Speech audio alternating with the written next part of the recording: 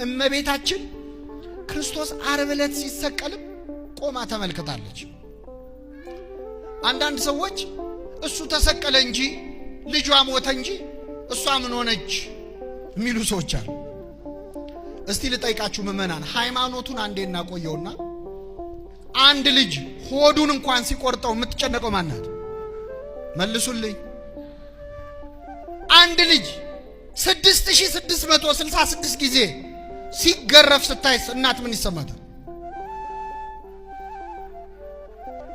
ክርስቶስ እኮ የተገረፈው እኛ ለቡሄ በመናጮኸው ጅራፍ አይደለም።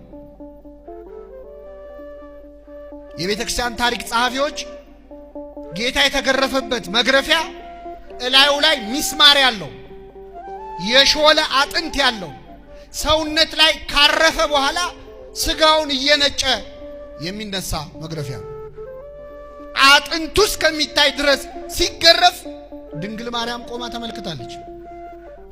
ሃይማኖቱን እንቶ እንደ እናት ምን ይሰማታል እመቤታችን? ሰው ናት ይሉን የለ? አሁን ሰው ናት። እንደ ሰው ምን ይሰማታል? እንደ እናት ምን ይሰማታል? ለኛ አምላካችን ነው። ለሷ ግን አምላኳ ብቻ ሳይሆን ምኗም ነው፣ ልጇም።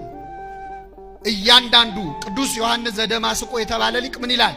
ድንግል ማርያም ስትወልድ ምጥ አላማጠችም፣ ሳታምጥ ነው የወለደችው። ሳታምጥ የወለደችውን ልደት በመውለዷ ጊዜ ያመለጠችውን ምጥ ግን ይላል ዓርብ ዕለት አምጣዋለች ይላል። ስትወልድ ያላማጠችውን ምጥ ዓርብ ዕለት አምጣለች። ለምን? የክርስቶስ እያንዳንዱ ስቃዩ የሷም ስቃዋ ነበር። እያንዳንዱ ጅራፍ በሱ ጀርባ ሲያርፍ በሷም ልብ ውስጥ ሰይፍ ያልፍ ነበር። በነፍስሽ ሰይፍ ያልፋል የተባለ።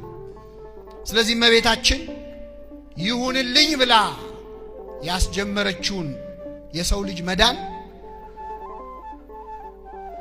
በሰው ልጅ መዳን ላይ የነበራትን የነጻ ፈቃድ ድርሻ መስቀል ስር ድረስ ደርሳ። አንዳንድ ሰዎች ብዙ ቦታ የለችም ድንግል ማርያም ቤተልሔም ላይ ያለች፣ ከዛ ቀራንዮ አለች፣ ሌላ ቦታ የለችም። ድሮ የት ልትኖር ልትፈልጋለህ? ከነዚህ ከሁለት ቦታ እስቲ የበለጠ ቦታ ካለ ንገረኝና ላሳይ። ከቀራንዮና ከቤተልሔም የሚበልጥ ቦታ አለ? የለም። የመጣበትን ሲፈጽም ሁሉ ወላዲት አምላክ አብራው ነበረች። እዚያው መስቀል ስር እስኪያሰናብታት ድረስ አምጣ ተጨንቃ ነበር። አንዲት ሴት ካማጠች ቀጥሎ ልጅ ያስፈልጋል አይደል? እመቤታችን መስቀል ስር ስላማጠች ልጅ ሰጣት። እነኋት እናትህ እነሆ ምንሽ ልጅሽ ብሎ ሌላ ልጅ ሰጥቶ እስኪያሰናብታት ድረስ። እንደውም ሊቃውንተ ቤተ ክርስቲያን ሲጨፍንም ሲገልጥ ይላሉ። አንድ ሕፃን ልጅ ገና እንደተወለደ አይኑን ሲገልጥ መጀመሪያ የሚያየው ብዙ ጊዜ እናቱን ነው። አለዚያ ወይ አዋላጇን ወይ ሌላ ሰው ላይ አይችልም። ስንሞት ግን ከመሞታችን በፊት መጨረሻ ላይ ማንን አይተን እንደምንሞት የሚያውቀው እግዚአብሔር። በአደጋም በድንገትም የትም ልንሞት እንችላለን። ክርስቶስ ግን ሲጨፍንም ሲገልጥ ያያት ናት እመቤታችን። ወደዚች ምድርም ሲመጣ መጀመሪያ የተመለከታት ነፍሱን ከመስጠቱ በፊት እነኋት እናትህ እነሆ ልጅሽ አለ። አባቶይ ነፍሴን በእጅ አደራ ሰጣለሁ ብሎ ሰጠ።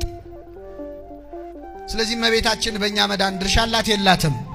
እግዚአብሔር ይህን በሁላችን ልቡና ጽላት ይጻፍልን።